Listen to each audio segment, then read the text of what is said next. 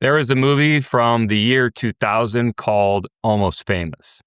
And if I had to pick a favorite movie of all time, it would probably be Almost Famous.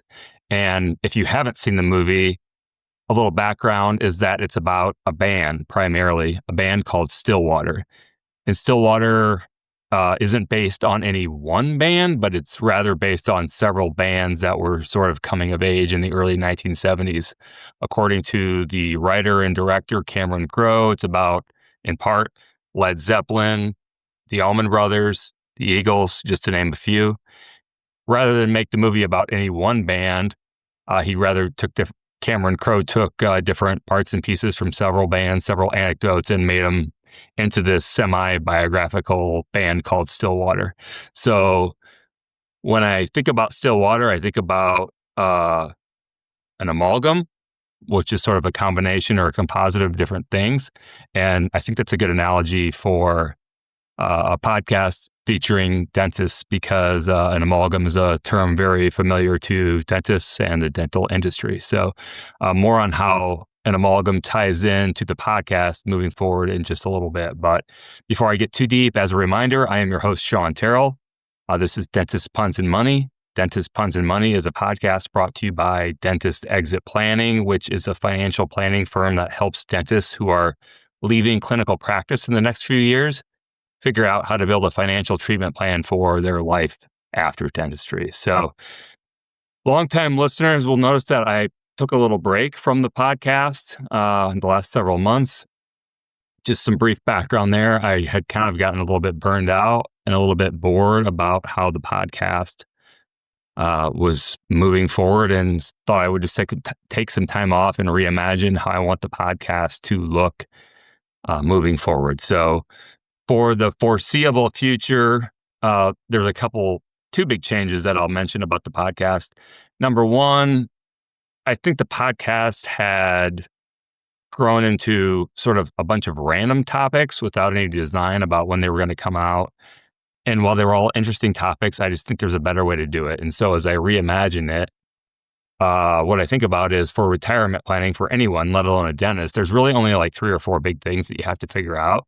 But there's many layers or different elements of these big 3 or 4 things, trying to figure them out. So my idea moving forward is to focus on one topic related to retirement planning, getting out of clinical, and go really deep over the course of several episodes on that one topic. So think an inch wide, but a mile deep. At least that's the analogy that I think about as I think about the podcast moving forward. So we're going to start by talking about the One Big Beautiful Bill Act that was passed in the summer of 2025. I'll get into that in a little bit, but I just really wanted to explain how moving forward, it's going to be kind of like the same overall big topic for several episodes until I feel like we've covered all the main points of that big topic. And then number 2, I just think that maybe a lot of my podcasts in the past have been a little too heavy on financial jargon and specifics, which, while important, can be a little bit boring. So I am going to make the podcast moving forward about a dentist or the stories surrounding a dentist that I know named Dr. Bill.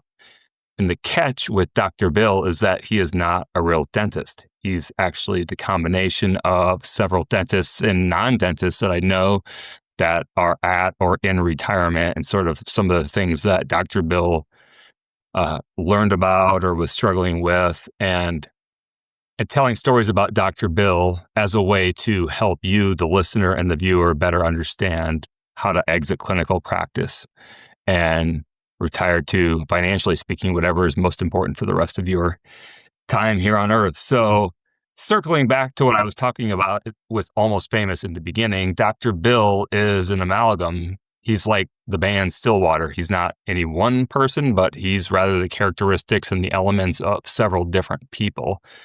And using this sort of semi-biographical fictional character, I think will be a more interesting way to talk about getting out of clinical practice and retiring from dentistry. So I'll talk about Dr. Bill a lot and tell stories about Dr. Bill moving forward in the podcast, but I probably am not going to always reference the fact that he's a semi-fictional character. So this is fair warning that Dr. Bill is not a real person. I don't want to do anything misleading, but I also think it's kind of boring to mention the background of that every podcast moving forward. So this is your fair warning. While we're all here, might as well dive into some of the things related to the One Big Beautiful Bill Act that was passed in July of 2025. For today's episode, since I've already spent half of it talking about what the podcast is going to look like moving forward, I thought I would sort of just hit on 3 big observations about the Big Beautiful Bill, and then we can dive into different parts of it in the next several episodes moving forward. I think the next 3 episodes after this one are going to be about the Big Beautiful Bill and sort of parts and pieces of that I think are most relevant to dentists getting out of clinical practice and retiring. So, number 1, the Big Beautiful Bill just, unfortunately, in my opinion, does not simplify much in the way of taxes. If you've listened for a number of years, I think the tax code is already too complicated or was too complicated before, and this new bill does not make it any less complicated. Doesn't mean it's necessarily good or bad for an individual person, but just, I think, objectively speaking, it's not any simpler than it was before. So my big problem with tax code and how it's complicated is that there's just so much if, but then logic related to it.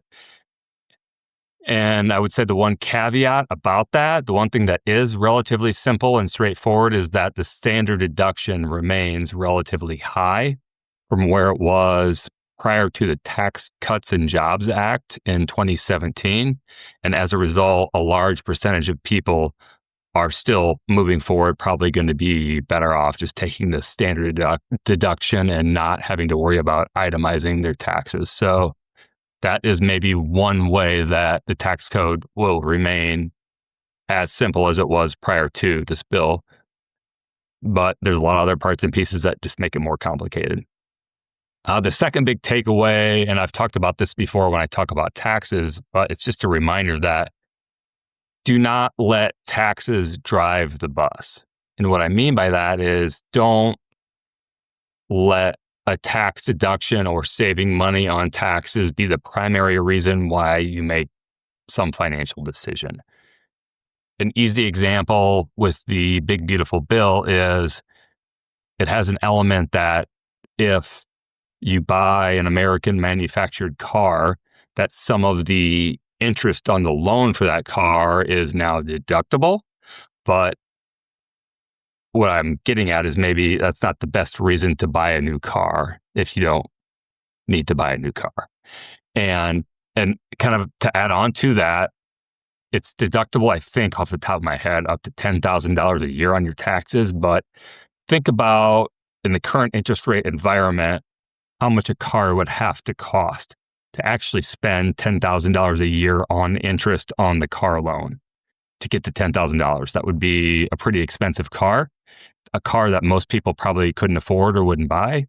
And the catch is that deduction phases out at a certain income level. So this is an example of the only people that would buy a car and borrow the money to generate $10,000 a year in loan interest would make a lot of money, but that loan interest deduction phases out or starts to not apply to people that make more than $200,000 a year on their taxes. So sort of get into this situation where there's not many people, in my opinion, that is going to apply to, that make a low amount of money and buy an American-made car that results in up to $10,000 a year in interest. So that sort of bleeds into the third observation I would make about the One Big Beautiful Bill, and that's just to be careful about making guesses and assumptions about how it's going to affect your individual tax situation.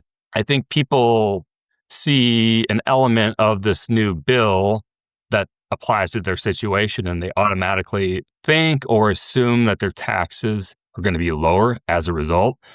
But what they might not initially realize is that while they might be lower in that one area, there might be other elements of the new bill that now apply to their situation that will make their taxes overall higher. So, third observation, just make sure that you're not making any guesses or assumptions and you're having someone actually analyze your taxes and how they relate to your situation specifically on this new bill to make sure that you're actually better off with some of these things. So I think that's enough for today, sort of revisiting where the podcast has been and where it's going to be moving forward, and then hitting on 3 high-level things about the One Big Beautiful Bill.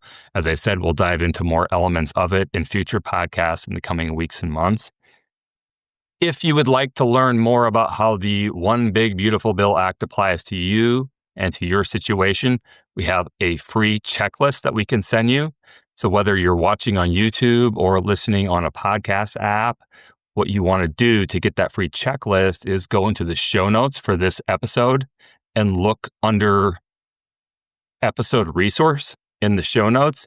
And if you click there, we will email you a checklist for the One Big Beautiful Bill. And as you go through this checklist, I think that's just a really good way to sort of like in your mind's eye, think about your situation and think about if like one of these things about the new OBBBA applies to you. So happy to send that your way if you go to the show notes and click on the link. And then also, if you are a dentist that's leaving clinical practice within the next few years and you would like an individual consultation with me with dentist exit planning, you can schedule a no obligation virtual meeting with me. And to do that, you just go to our website, which is dentistexit.com, and click on free consultation at the top right corner of the screen. So a reminder before I go that Dentist Exit Planning is a registered investment advisor. The information presented here should not be interpreted as investment, legal, tax, financial planning, or wealth management advice. It's for educational purposes only, and past performance is not indicative of future results.